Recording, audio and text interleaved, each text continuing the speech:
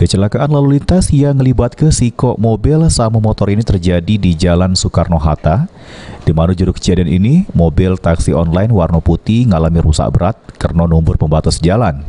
Sementara itu motor ngalami kerusakan di bagian buri.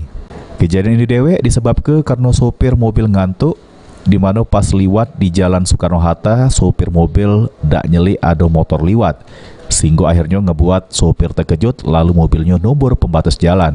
Akibat kejadian tersebut, dua pengendara motor dilarikan ke rumah sakit terdekat, sedangkan sopir mobil digawa ke Polsek Sukarami. Menurut keterangan sopir mobil taksi online, kalau dia memang sudah ngerasa ngantuk berat nian sama pengen istirahat.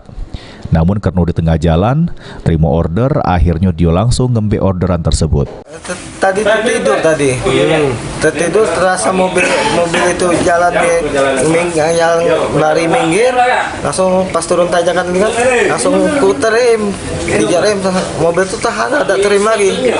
Tahan dari mana nak kemana tadi tuh? Jadi dari Tanjung Barangan nak ke Sukabangun 1.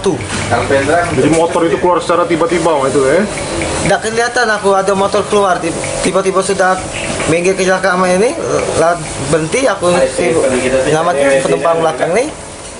Itu dari arah Simpang Palem tidak mengarah ke stasiun api.